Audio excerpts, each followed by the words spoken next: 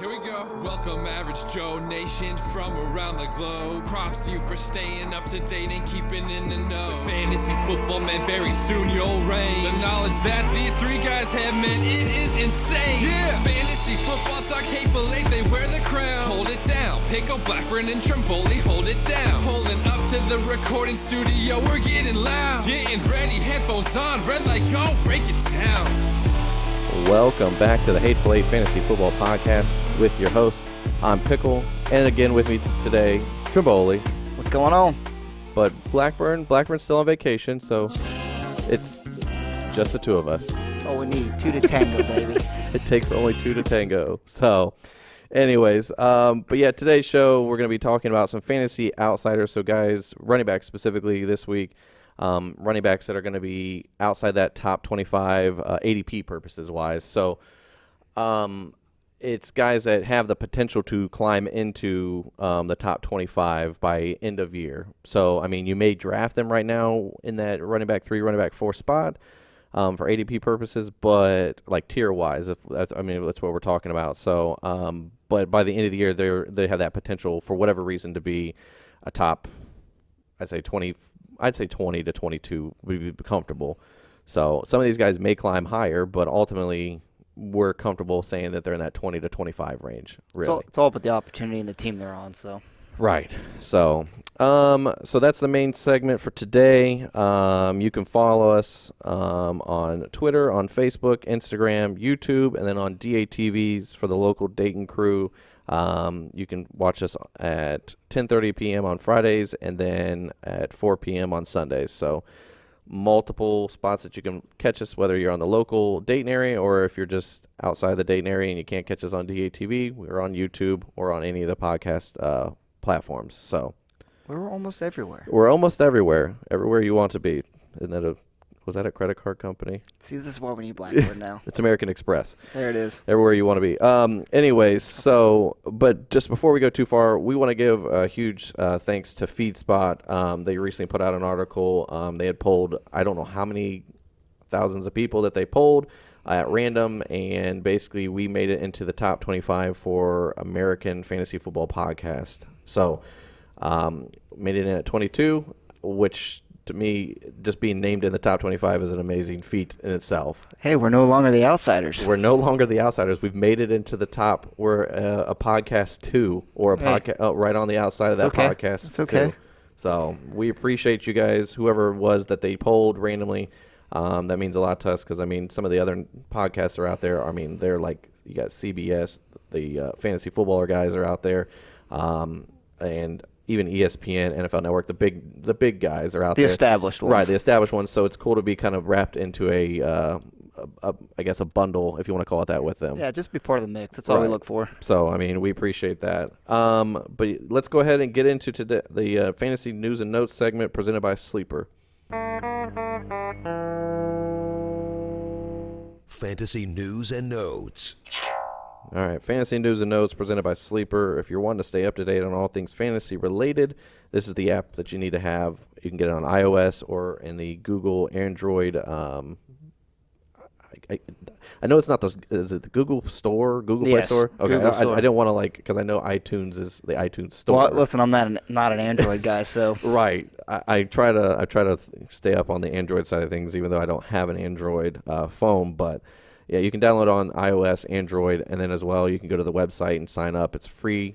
Get a free account. They have not only alerts that you can get while you're on the go, which is great for in-season or during maybe a draft, so you don't draft Julian Edelman with a broken leg or anything like that, or I don't know. That's never happened before. Cam Meredith, who just blew out his ACL like literally 2 minutes before you were going to pick him.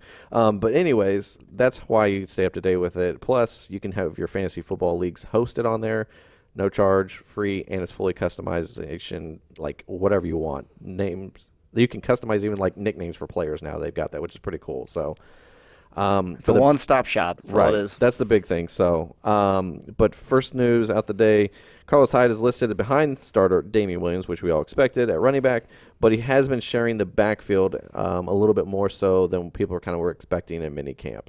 So do you think this is just getting him acclimated to the offense as much as possible, as quickly as possible to catch him up to speed, or do you think this is really a concern for Damian Williams? He's just getting acclimated. See, that's what I looked at. Initially, I saw that and I was like, they're just trying to flood him with as much time and as many snaps as they can in minicamp, because once they get down to the nitty-gritty and start the season, Damian Williams has been expressed as the guy. But let's just be honest, worst case scenario, running backs do go down pretty easily in injury purposes. Damian Williams gets hurt, you want Carlos Hyde to be ready to just slide right in like years have passed with the Kansas City Chief running backs. I mean, Jamal Charles goes down, Sharkendrick West steps in, or Spencer Ware, or who was the big guy years ago that they had? I forget what his name is. He ended up getting moved to special teams. He was just a monster of a running back, but... Oh, it's slipping my mind. I'm going all the way back to like the Priest Holmes days now. Right, Priest Holmes. But, I mean, with Andy Reid there, he always seems to make sure that his backup running back is ready to go and available to step in to be the guy. So, well, they're like a speed-up motion right now because they're contending now. Right. They don't need a guy that can maybe learn the offense throughout the year and then next year ready to go. They need him right now, week one, ready to go. Pump the brakes on your Carlos Hyde and Damian Williams backfield split. It will be a split in some factor, but I don't think it's going to be as people are now concerned and freaking out saying it's going to be a 50-50 split. I still think it's a 60-40, 70-30 more than likely still.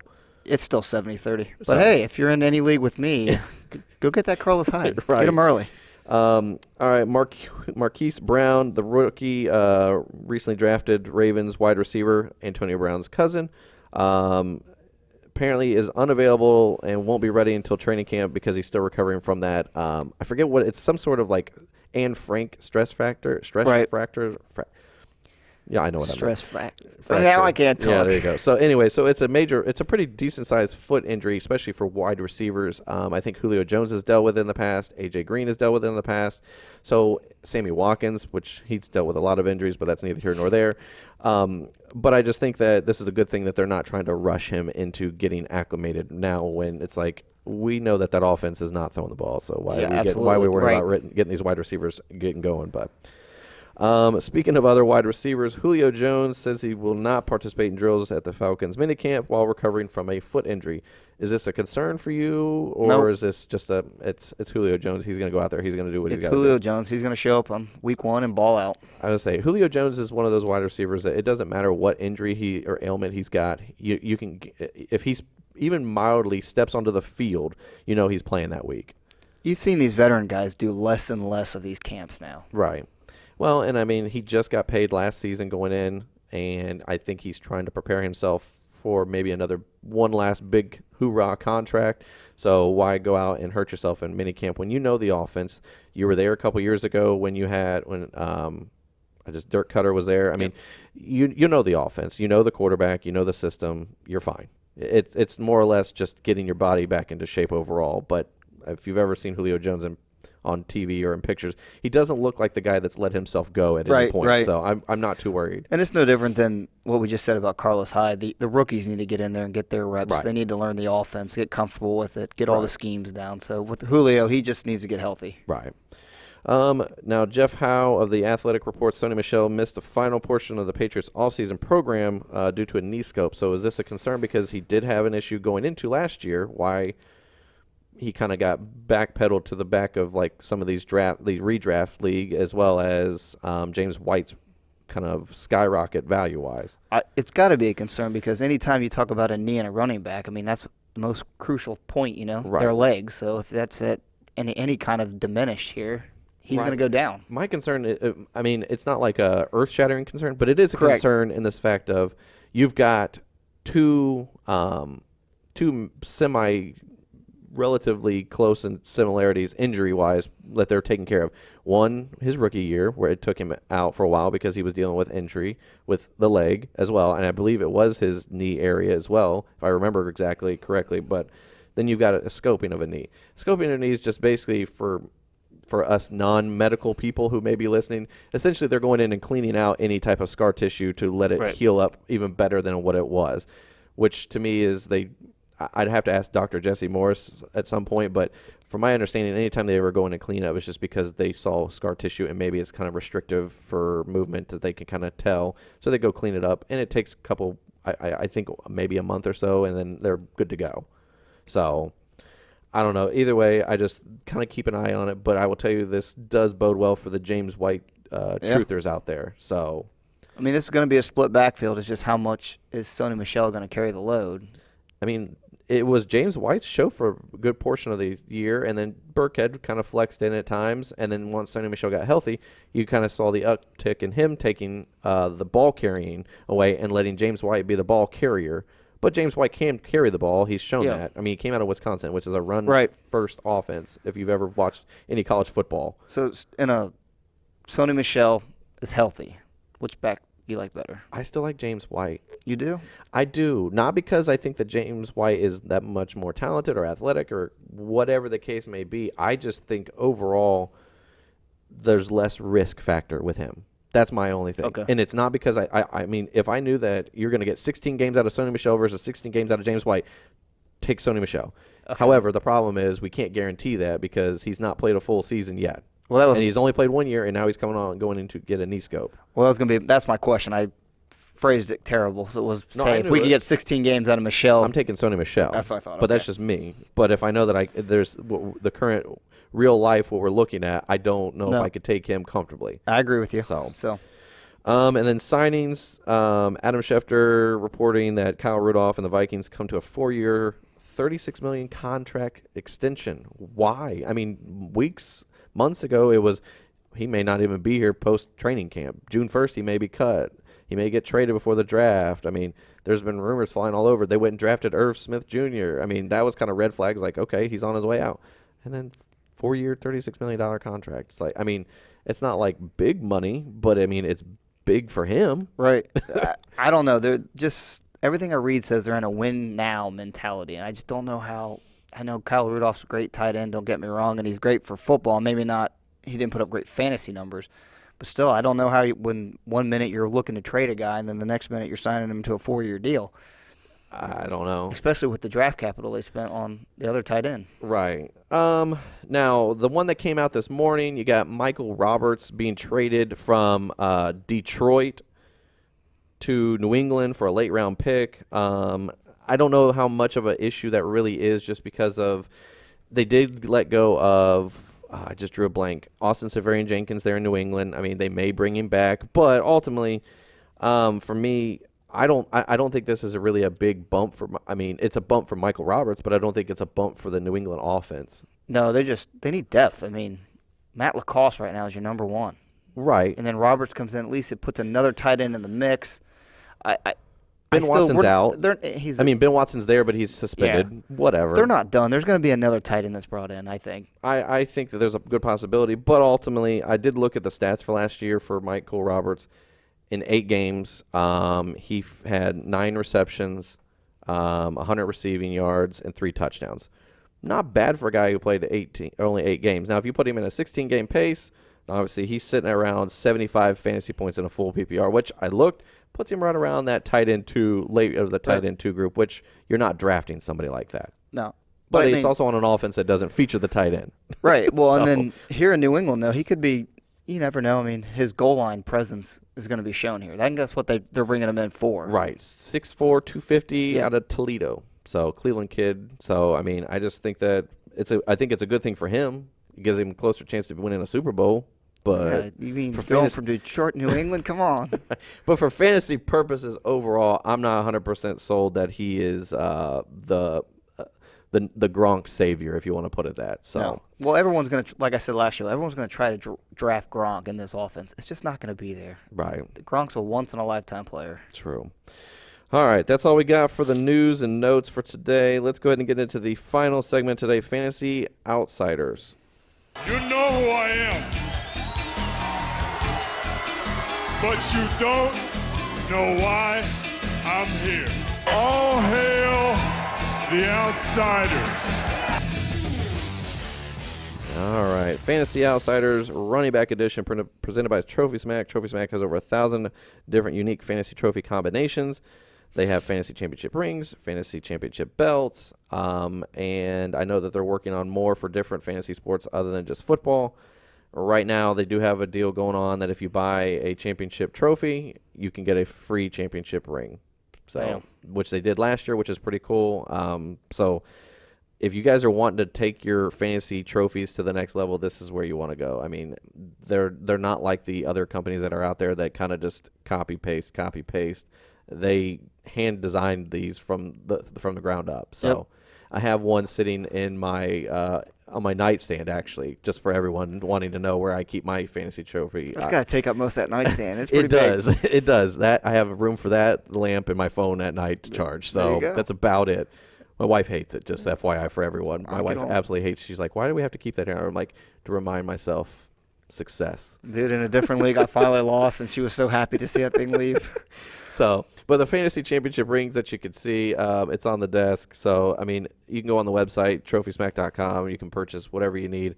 They're going to take care of it, and they got free shipping. Listen, and take care of the loser. There's a loser's trophy here. Right. There are loser trophies. And like I said, if you ever think of something creative, submit it to Trophy Smack's website under the Contact Them tab and just let them know. Say, hey, maybe we do this for a fantasy trophy. And if they think it's a good idea, I know that Matt would reach out to you and be like, hey, that's a pretty cool idea. Let's go with it. So that I just think that's a pretty cool thing that they're that hands-on and willing to change things on the fly. So, all right. So for fantasy running backs this year, these are running backs that are currently going outside the top 24 for fantasy purposes. So they're outside that running back 2, running back 3, running back 4 ADP purposes on Fantasy Football Calculator.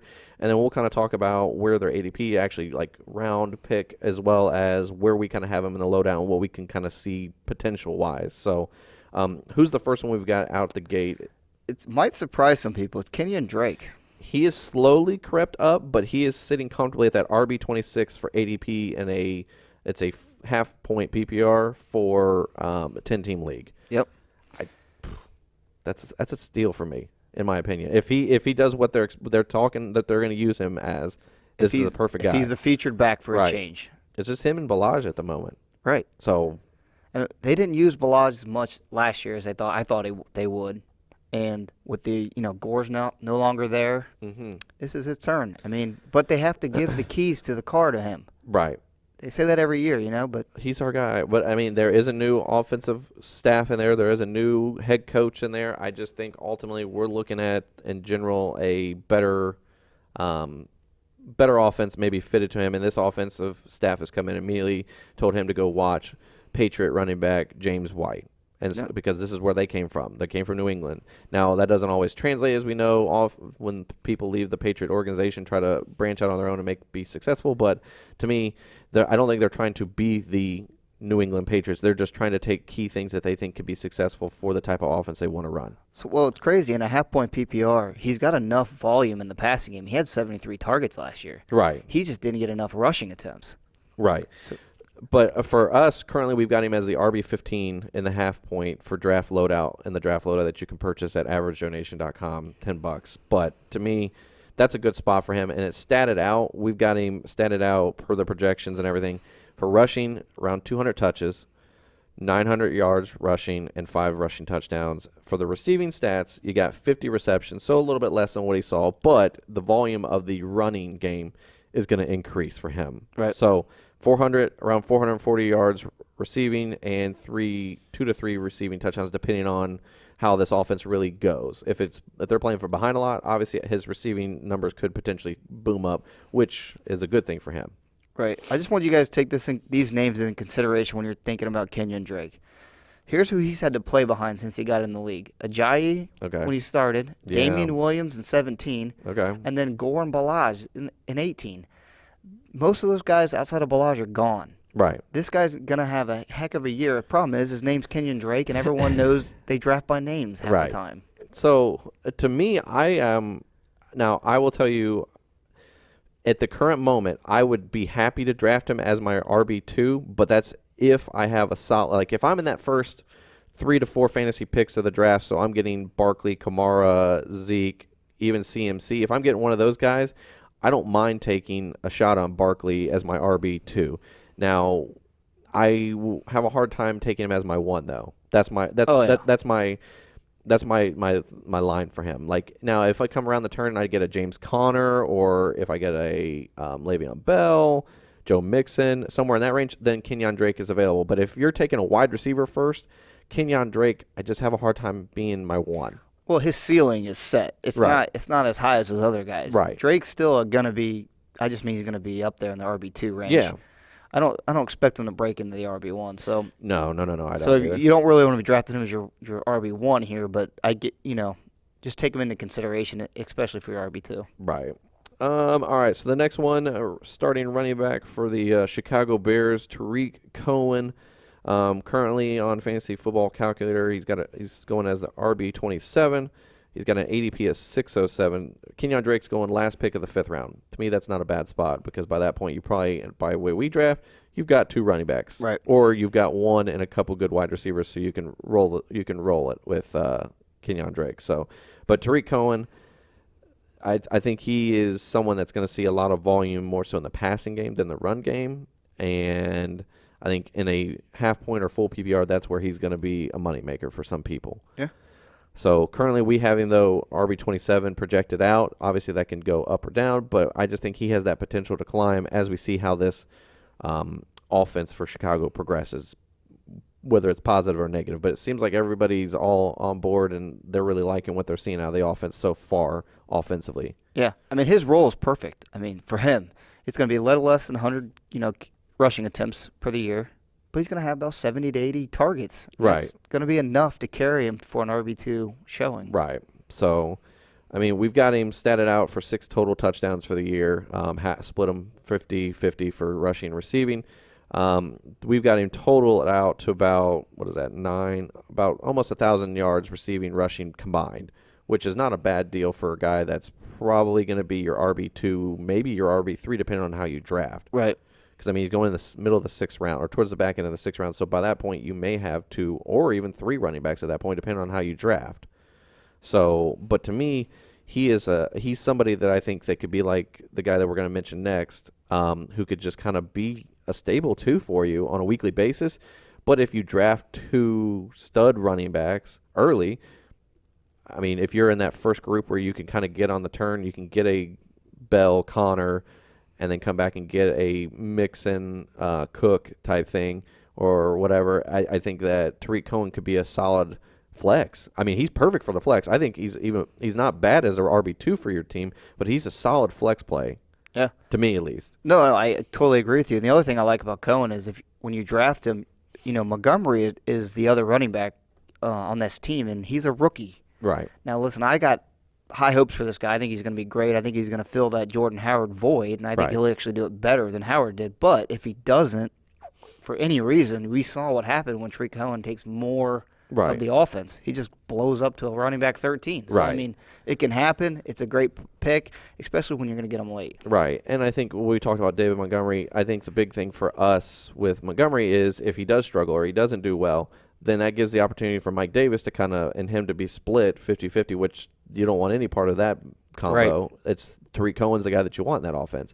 And this defense is going to be good again. I mean, they do have, there's a guy named, I think his name's Khalil Mack out there that's running around in the NFC North. So I just think that Gruden don't like him. Gruden doesn't like him. But anyways, I just think ultimately what you're looking at is a guy who's a solid play on a week in, week out, that you have the potential for a potential low-end RB1, but comfortably an RB2 week-to-week basis. Right. But that's just, that's what you're looking at. What you said he finished, RB13 last year? Right.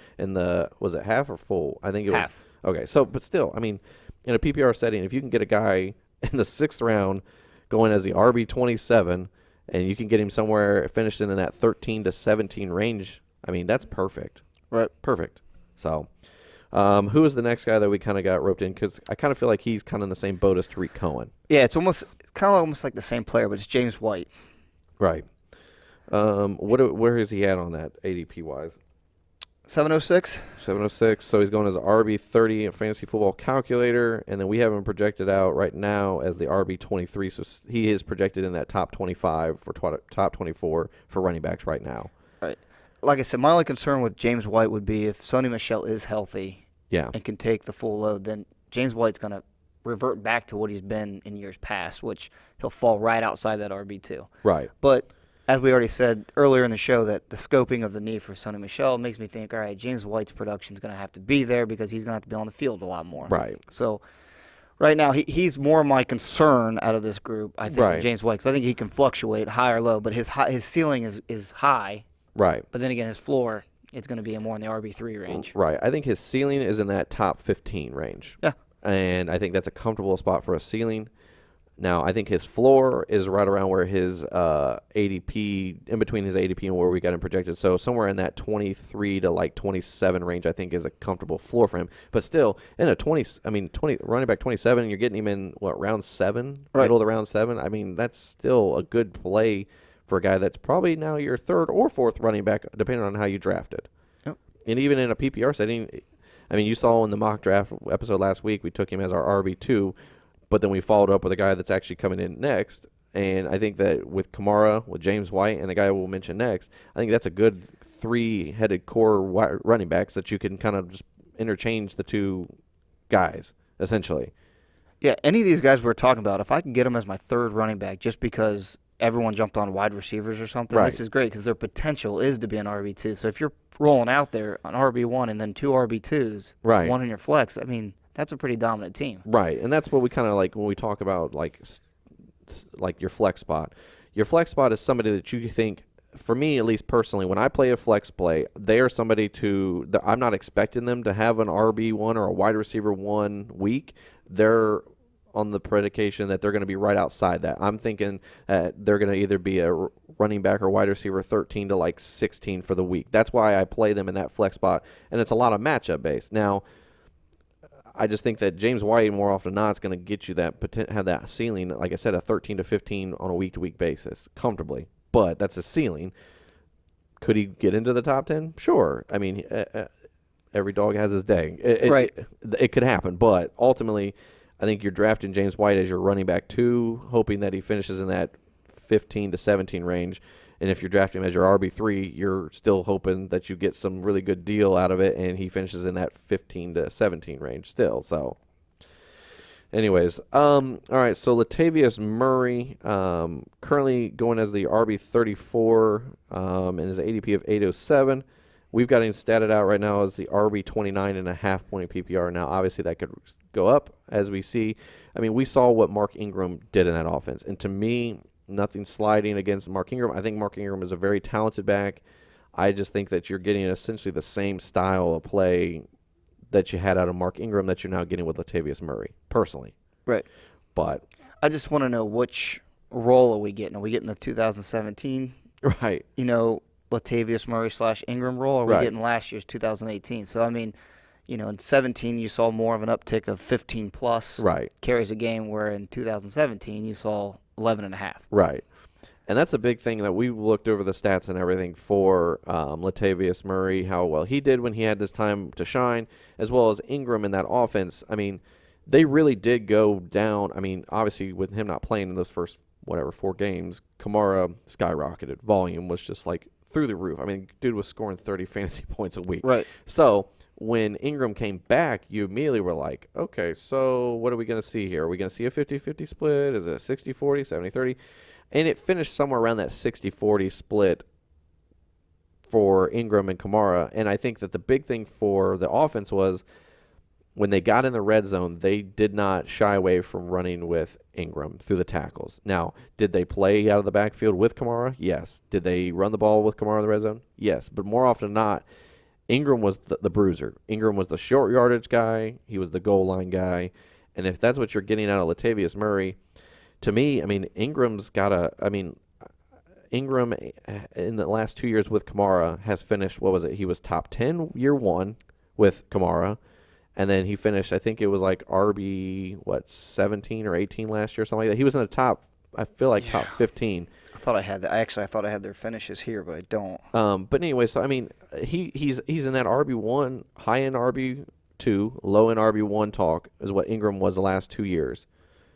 And you're drafting essentially the same style, whatever they're going to do, unless they really hammer into this whole spread offense, 5 wide, whatever you want to call it, and just let Drew Brees just throw the ball a lot like he was early on in his career, and just use Kamara out of the backfield in the shotgun and all that, which I don't believe you're going to see. I think you're going to see a balance. I think they found their niche with their offense of Taysom Hill being factored in somehow. They really They got Michael Thomas going. They got I just drew a blank on the guy that I had in my head. Trey Quinn. No, that's over in Washington. Trey Quinn is in Washington. Anyway, so I'm just saying you got they really only have like truly Kamara and Michael Thomas in this offense. What about Cook? I don't know. He's gonna add a dynamic to this offense. He is. I just don't know how much. I'm hoping people aren't expecting a Jimmy Graham effect. Well, no. I think he's going to take some, but I just don't know if he's going to be the short yardage help, like the goal line help to kind of help. But overall, I think Latavius Murray has a really good chance to be in that top 15 running backs by the end of the year if we see what we saw with Ingram Kamara balance. Right. My biggest concern with Murray, and I had this when we were talking off air, was I'm just concerned that we're not going to see enough volume like per game, which means I think games he could get lost. Yeah. Where he's going to have a low maybe under 10. Right. And that scares me to put in as my RB2. Right. You know what I mean? So, and also, I know Ingram got the goal line carries, but for a team that they threw the 5th most times in the red zone. Right. He only got 2 targets. Yeah. So that scares me too, because now we're back to Kamara, or we're back to the tight end, or we're back to Thomas. Right. It's just there's red flags there, but yes, if we get the split like we got early on in 17 and the split we got at the end of 18, there's no reason why we can't have an RB2 easily here. Right. So when we look at the stats, we've got him statted out around 190 touches, and that's not bad for a guy that's probably for an offense that's going to be somewhat balanced. It's the red zone is the key for Latavius Murray, and that's our biggest thing. Now, we've only got him statted out around 18 receptions, 100 and some yards receiving, so it's not a lot of receiving. Kamara's going to be the main guy in that factor. And for rush purposes, we have him just under 800 rushing yards. So with around 3 to 4 rushing touchdowns, I just don't think you're going to get a ton of volume, but I think the volume is going to have to come from the yards in the rushing game and the touchdowns. That is, if you're looking at 2 touchdowns and 500 rushing yards, no thank you. Right. No thank you. But if you can get upward towards closer to the 700 to 800 rushing yards and you can get closer to the 4 rushing touchdowns, I think that makes him valuable. But and he's in an offense that likes to score. Right. So I mean that's a plus for him. So it does, and I think the defense is gonna, you know what I mean. It's gotten worse about things. It just is what it is with them. I just feel like their defense was great 2 years ago. Then last year it just got exposed, and then this year it's kind of like, whatever you want to talk about. It is what it is. Their offense is still going to have to score a ton of points. Oh, they're still going to, and that offense. I mean, and I think that the conference like that they're in as a whole is going to be better, I should say. Yeah. So I just think that offensively they're going to be better. I mean, across the board, Cam Newton's coming back for Carolina. Bruce Arians there in Tampa Bay getting Jameis Winston going. I just think that we're looking at a potential offense of scoring. And really, you really look at it, none of the teams in that division really have that great of a defense. So it could be a score-heavy offensive. And you get to play them twice a year. This is true. So now we didn't really go. We only kind of statted out these guys and bring them in to kind of talk about because they had the highest chance to potentially be in that group per se. And we've seen them do it. Right. So, but for me, ultimately, we got some honorable mentions that we kind of threw in on the outside that have potential, but there's a lot of question marks, more question marks than the guys that we mentioned. So the first one's Darius Geis. Darius Geis, to me, has a potential to be in that top 24 for sure on talent alone. However, the problem is health and usage. His health and the usage of Adrian Peterson. That's the problem. And the offense. If the offense is, I mean, Blackman's not here to kind of give a little bit better perspective, but if this offense just sucks and just weekly is behind and getting blown out or having to throw the ball a ton, that to me is the concern for this offense as a whole. What are you going to do with them? Right. Yeah. I mean, do you really want to hurt running back right now? No. Who's splitting the backfield on a bad offense? I mean, that's what we're preaching here. Right. And so, I mean, he's being drafted as an RB28 and for Fantasy Football Calculator, and I think the people that are drafting him at that 28, 29, 30 range is hoping that he is 100% ready to go, that there is no questions, no concerns. I think they're voting on him being 100% ready to go, where we've got it projected out right around running back 44, and we're more on the cautious side of concern of how much health-wise is he going to be ready to go day one, and what are we looking at with Adrian Peterson's usage? Because I think we've got Adrian Peterson statted out a little bit behind that. So it's just volume, usage, health. Yeah. And that's the big thing. And it's not anything that Derrius Guice can really change or do other than be ready to go day one. If he is, there's no questions, no concerns. We go through preseason without any problems. To me, Derrius Guice gets bumped into that top 25 talk for sure. Yeah, healthy Derrius Guice could be nasty. Right. It's just getting him healthy. And I know Blackburn and all of us would agree that in the same context that he has a top 20 potential if he is healthy and they make him the main ball carrier. But if there's any question of his health or any question of the split usage of Adrian Peterson, if there is anywhere close to a 50-50, 60-40, I think that hurts Adrian Peterson and Derrius Guice's fantasy relevance. See, I think this Washington team is going to be a train wreck on offense. So I think they're going to rely heavily on Adrian Peterson. He's the older back. Let him ride out his career. Yeah. Get as much tread on the tire as you can right there. Ease Guice in. Right. Don't overdo it. They're not competing right now. We know they're not contending right now. I mean, Dwayne Haskins is, I think, going to be a good quarterback. I mean, but I just feel like he's got a lot. There's a lot of question marks in the receiving game for the receivers. You have Doxson, who they're not really sold on. Then you've got Trey Quinn. Then you've got I just drew a blank on the kid that they drew, Terry McLaurin out of Ohio State. So I mean, they've got talent. They got Jordan Reed. I mean, they've got guys there. It's just the offensive line, when healthy, is probably one of the better ones in the NFL. Their defense is a good defense, and I think that's what they're going to have to rely on. Right. They're going to have to rely on. I mean, it's almost, I don't want to put them in the same context, but I think that they're going to have to use the run game like Dallas does, where it is eat the clock up, take as much time off, don't give the opponent's offense much time to be on a lot of time to be on the field, and give your defense as much time to rest, because it is a good defense. But like we all know in NFL, a good defense can still get worn out if they're on the field for more than what they need to be. If it's 3 and outs, great.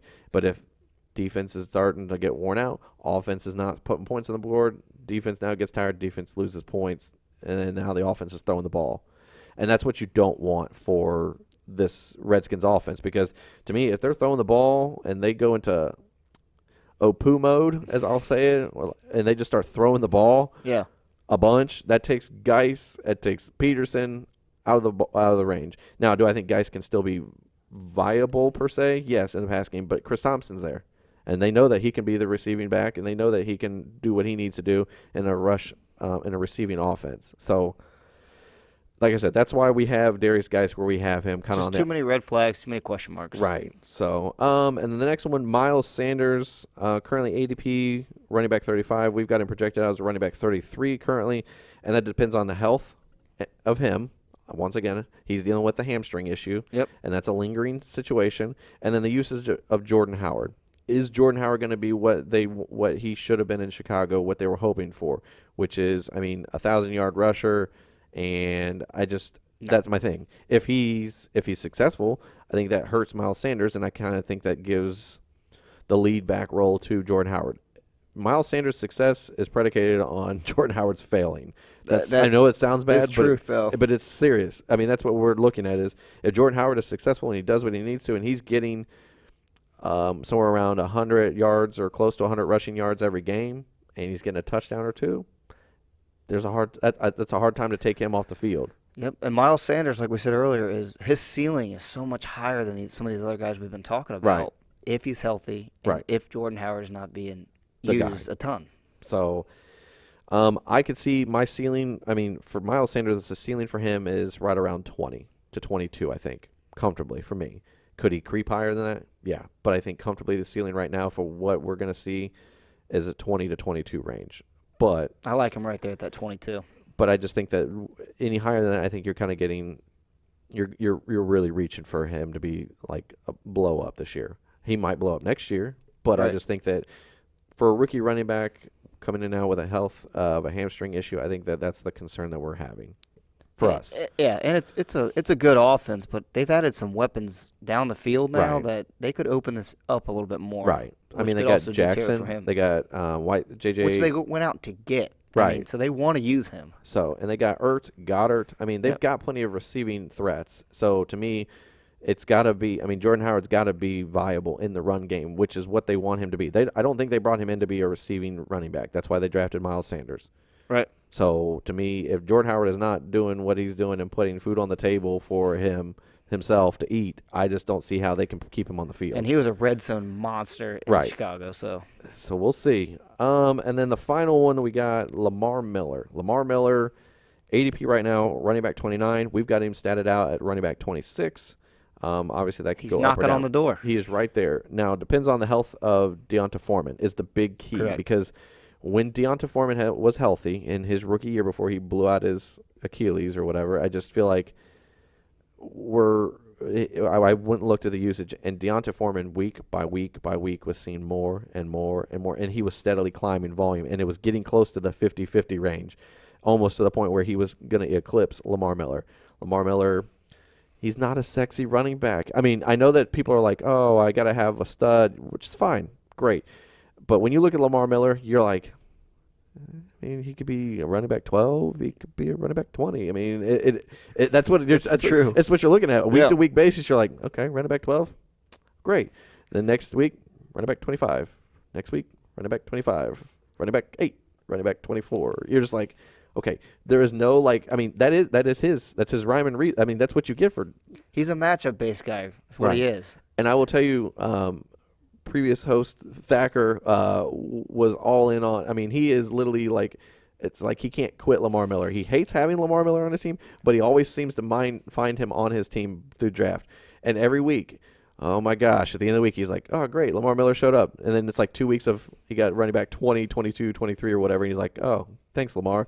And then he wants to trade him, and then he blows up again. It's just like, this is what you get with Lamar Miller. He's always a guy I want to draft, but I don't want him to be within, my nowhere near those 1-2 guys. So. Right.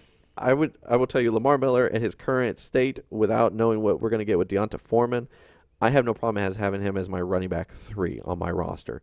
But that's about as high as I can go right now because I just have this gut feeling that you're going to take Lamar Miller and D'Onta Foreman's going to end up sharing the workload and or eclipsing Lamar Miller, and then now you're sitting there with a guy who's going to finish as like the RB30 for the year, and D'Onta Foreman's in that 25 range. See, this pool we're talking about, this middle of the RB2 down to like, I don't know, low end of the RB3, it's kind of big this year. Right. I just like the upside of other players more than Lamar Miller, so... Yeah, I mean, you look at the tiers for running back purposes. You've got the Zekes, the Barkleys, CMCs, Kamaras in that tier 1. Then you sneak into that tier 2, which you got Bell, Connor, Mixon, Chubb, and Cook. And it's a strong tier 2. Right. Then you roll into tier 3, which is the guys that we're kind of talking about, where you got Kenyon Drake, who's kind of in that tier, right on the cusp of tier 2, tier 3. And then you got, as you go farther down, Tariq Cohen, I think he's in that tier 3 group. I mean, Latavius Murray's probably in that tier 3, tier 4 group. But some of these guys, Lamar Miller is in that 3 to 4 range, essentially. I mean, and it's not because he's bad. I mean, he is literally the least sexy running back, but however, at the end of the year, he always finds to be right on that cusp of RB1, RB2 range. How? I don't know. And I think it's kind of like the games where he blows up, has 2 touchdowns, 100 and some plus rushing yards, and then the next week he's got like 50 rushing yards, no touchdowns. And you're like, oh, there you go. There's Lamar Miller. I mean, that's literally the epitome. You live and die by the sword of Lamar Miller. You live and die by Lamar Miller in your flex week in and week out. You just pray the week that you play him that he is blowing up. The problem is in these big leagues that are, more than 12 plus, Lamar Miller is going to be your RB2, and it's just you're going to lose weeks like that. Unfortunately, with him. Yeah, but listen, but then he could win you weeks. That's Lamar Miller. I mean, literally, Lamar Miller is he's just that guy. I mean, he's the fantasy that guy. Listen, I would have more gray hair on my head with Lamar Miller. I don't know. I need Foreman to come in, take over the job the way I don't have to worry about it. With it. So, but yeah, there's some other guys that we kind of looked at. David Montgomery could be in that top 25 potentially, depending on what the situation is. If he kind of splits evenly with Tariq Cohen, I think he can make enough volume to be in that top 25. I mean, Jordan Howard proved it. Even when Jordan Howard sucked, he still was in that RB2. Listen, I think if everything goes the way I plan it to go for David Montgomery, this could be a steal of the draft. You're going to get late. Right, and I mean he's crept actually into the top 25 now for running backs. I looked ADP purposes; he is number 25. Listen, I know he's going ahead of Tariq Cohen right now. I know I preach volume, and I say it a lot, but listen, when you have a guy that's going to have a lot of touches, that normally computes the fantasy football stats and points. Yeah, so I think that's what we're looking at as volume-wise for these guys is when we're looking at – I was going to try to pull up the ADP for some of these guys so that way we kind of see what I was looking at for running backs. I was talking about the guys that are right on the cusp of that 24 or whatever range. So David Montgomery is at 25. You got Chris Carson's at 24. 26 is Kenyon Drake. 27, Tariq Cohen. Darius Geis is at 28. Lamar Miller, 29. James White, 30. Now, here's the guy that's a question mark for me, and I thought about putting him as an honorable mention, Tevin Coleman. Yeah. But you're really rolling the dice and praying that you get snake eyes because otherwise you're going to be out because – there's so many question marks around that backfield that you're just like, well, what are we going to do? You really don't know who the guy is going to be yet until we get to camp. Right. And don't worry about, let's see, 8 spots after him is Jerick McKinnon at 39. So right. I'll tell you what, a guy that I don't think is going to ever creep up into the RB2 range, but I think could fight for a good RB3 spot is Peyton Barber. If he gets the job in Tampa Bay with no Ronald Jones, right, I really think he's got a chance. If Bruce Arians comes in and makes that offense better, which we all think he will. Right. The running back's going to have some kind of points, and Barber does better when Winston's at quarterback. When they did the 50-50 last year and Fitzpatrick was in there, it was like Peyton Barber wasn't even on the field. Right. So now Jordan Howard is coming in at RB35 for ADP purposes. Do you think that if there's any question mark to Miles Sanders of not playing or being behind or kind of coming in like the Sony Michel thing where he's a little bit delayed to getting his feet on the field, do you think that Jordan Howard is in that RB2 talk then? Oh, he could sneak in, but I'm not high on it. Okay.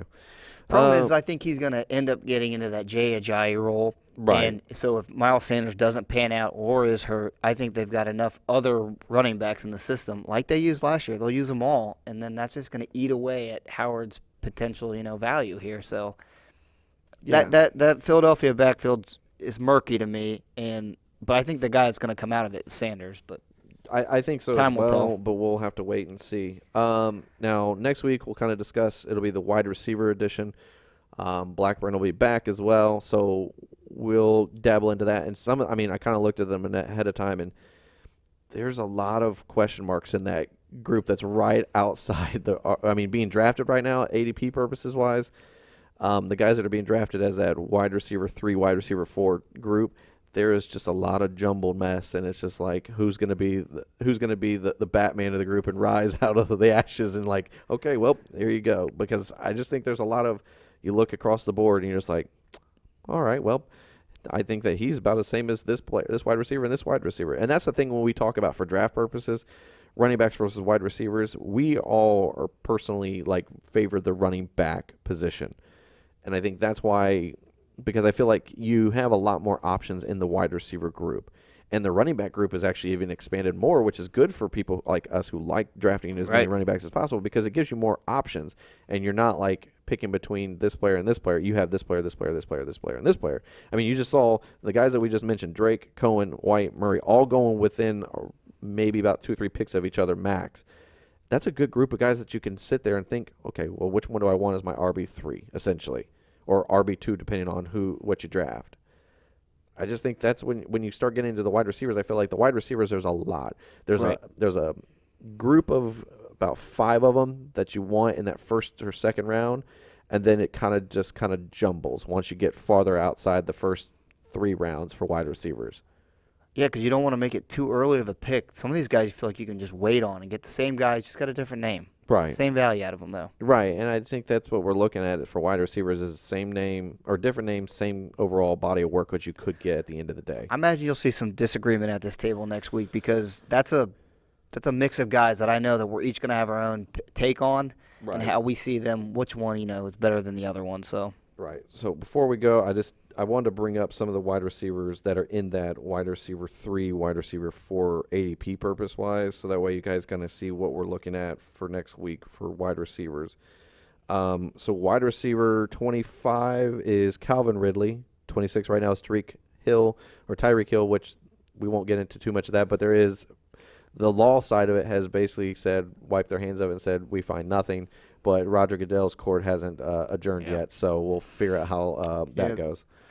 But then you got Tyler Boyd, DJ Moore, Alshon Jeffrey, Robbie Anderson, Allen Robinson, Will Fuller, Dante Pettis, Christian Kirk, DK Metcalf, Marvin Jones, Sterling Shepard, Geronimo Allison, N'Keal Harry, and Larry Fitzgerald in that 40 spot. So you just think from 25 to 40, there's a lot of great guys that you could pick up in the anywhere from 6th round all the way to the 9th round. That's going to be the battle of the sophomores and the rookies. Which one do you like better? Because a lot of those guys, the rookies are the unknown. Right. Which they normally don't produce as much year one, but depending on the offense they go to.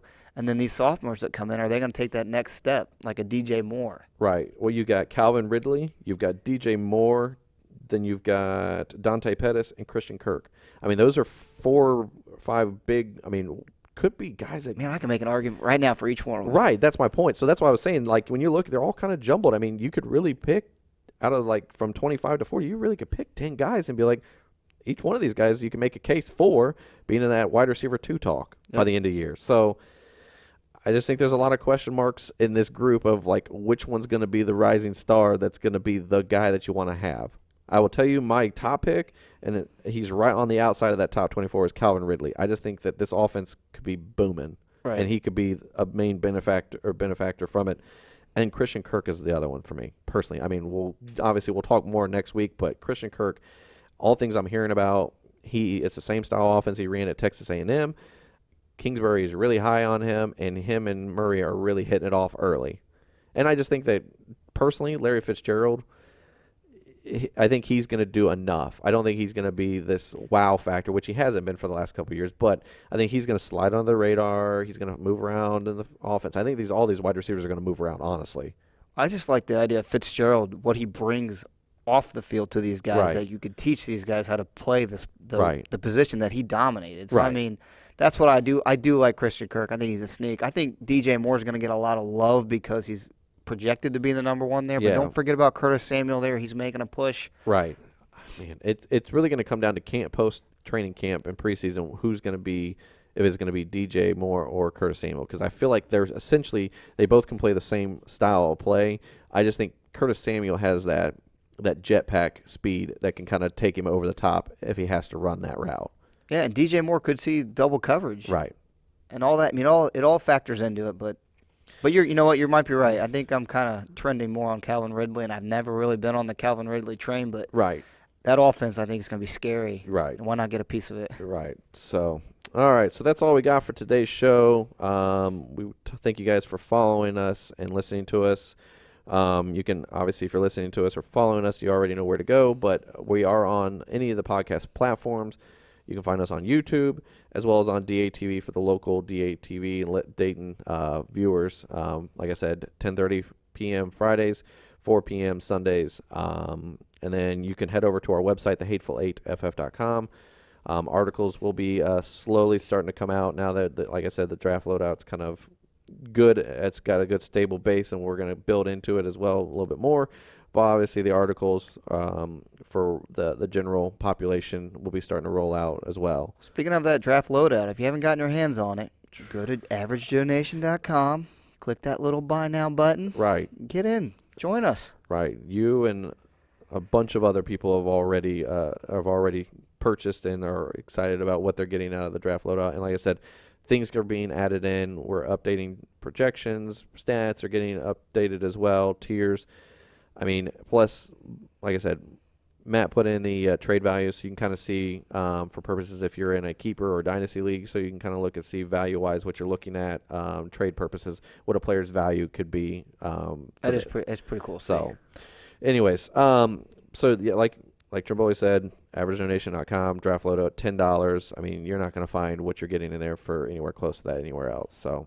Then that's what we want to give to you guys, and we want you guys to be successful. We want you guys to walk into your draft confident, ready to go, and when you walk out of the draft, confident, ready to go for that week 1 start. Yep. So, and then once we get closer post the draft, you'll be able to get into become an Average Donation member itself, which is the monthly access in which we do the weekly projections once the season starts rolling in. So it supports the show. It supports you for your winning your championships week to week, because not only do you build the base layer for your draft, then you need to build it weekly to get yourself to that championship, and that's what it's all about at the end of the day. Yeah, it's cool to be with your draft, with your buddies, and shooting the breeze, having a good time, and that's where it's a fun time to get together. But ultimately, at the end of the year, you want to be the one that's holding the trophy or your fantasy championship ring, whatever. You want to be that guy where everyone knows that you're the league champion, and you can rub it in people's faces like I did there. Yeah, there you go. But anyways, listen, we preach our success is solely predicated on your success. Right. So, I mean we're here for you. That's it. Right. I mean, and that's what it is. We use this at our drafts, and this is what helps us be successful. So that's why we're spreading the news to you guys and helping you guys be successful at your drafts as well. I mean, there's some guys that, one of the guys that we've had was mentioned, he's like, I've played in this fantasy league with my buddies for 6 years. He goes, I've never walked out of my draft feeling great. He goes, I will tell you right now, he goes, I haven't drafted yet, but I've already looked at the projections and the trade values and the tiers for this. He goes, this is great. He goes, I don't think I've ever experienced something where I felt like I could walk into my draft and just destroy everybody else's teams leaving the draft. Well, keep this in mind. You know, when you walk into most of your drafts where these guys just quickly go on a website, they print off a top 300 list, they all have the same list. Look around. Everyone's drafting from the same pool of guys and their rankings. Or magazines. We're different. Right. Why not take a chance? We'll give you a different perspective on people. Right. So, now you can follow us on Twitter, on the Twitter platform. I'm at jpickle, TH8FF. You can follow Trimboli at FTrim, TH8FF. Do it. And then you can follow, he's not here today, but you can follow Blackburn at JBlackburn, TH8FF. SPF, my friend. SPF. He sent a picture to us showing him in his tan line, and he definitely did not put any suntan lotion on. So if he did, he's not using it high enough. Right, the SPF was not high enough for him this time. So, but no, he'll be back next week. So we're looking forward to having him back and having a 3-person show. So real quick before we leave, drop in the comments or DM me. I want to see who you guys your outsiders that are looking in on these running backs. Even if you want to start early with the wide receivers, let us know in the comments or like I said, hit me up on Twitter. Yeah, I mean, like I said, you can follow us on the Twitter platform, not only on the podcast side at the Hateful8FF.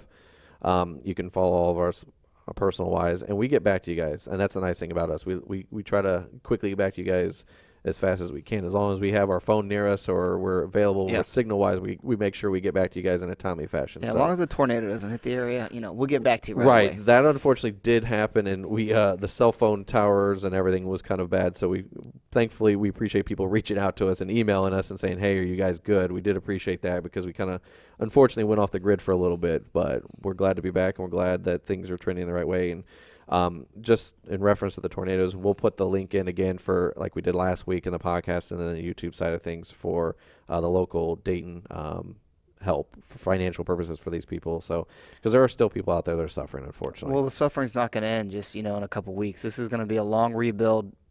It's great to see the rebuild though because the community outreach is amazing. Right, and that's what's really cool for all of us to see, regardless of whatever city or your personal whatever thoughts, you immediately, as soon as the wreckage happened and the disaster, everybody's put aside any and every difference that you might have with your neighbors and immediately went going, and it's like, how can we do this, how can we do that, what do you need, what do you got, can we get this?